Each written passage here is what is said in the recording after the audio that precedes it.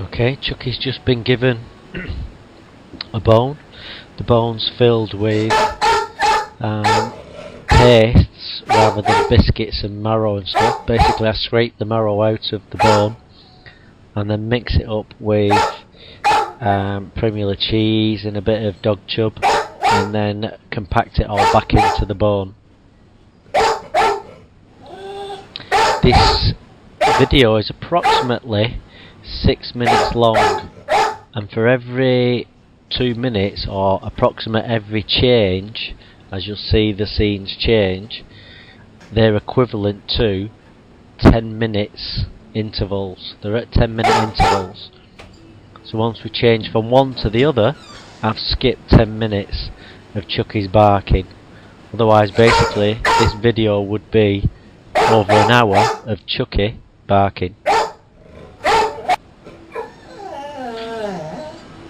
There was your first 10-minute gap. So now Chucky's on approximately 12 to 15 minutes in that cage. So basically what I've done is showed you 2 minutes, skip 10 minutes, showed you 2 minutes, skip 10 minutes, or thereabouts, just to give you a rough idea of Chuck's persistence when we first got him.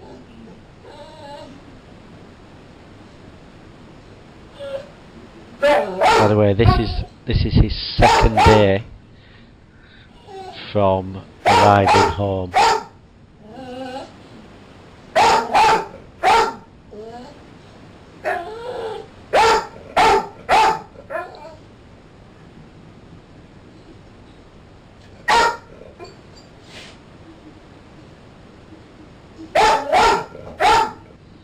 There's another 10 minutes skipped.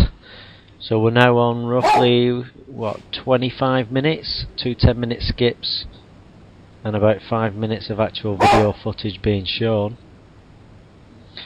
If you notice, Chuck's barks got a little bit deeper and a little bit more laboured. It's not quite so erratic.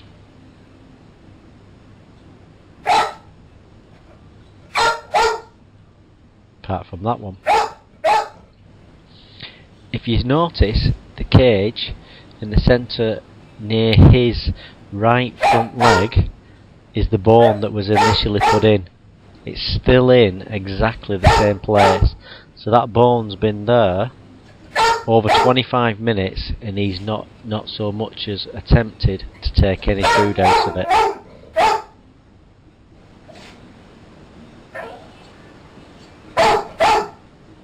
Up to this point, all Chuck's food is being hand-fed to him by me. So this is the first item of food since getting him that he's been allowed to have without me being around. I'm basically building a slight independence on him for me for food.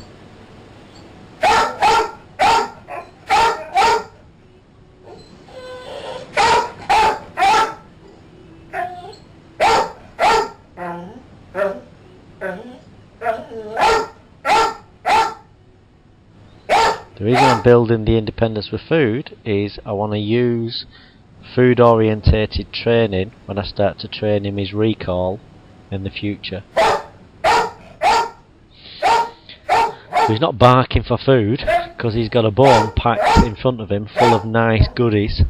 All he's got to do is bend down and pick it up. He's purely barking for attention.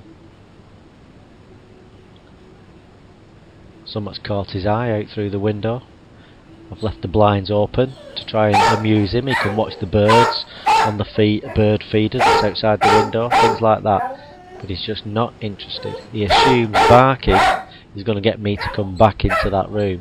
So obviously the people that have had him before me have given in to his barking and his demands. Because he's working on the theory this behaviour works.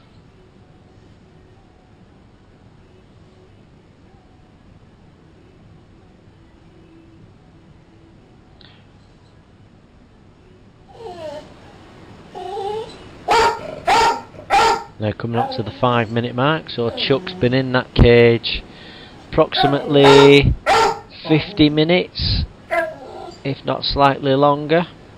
As this video ends, Chuck will have been in that cage an hour or thereabouts.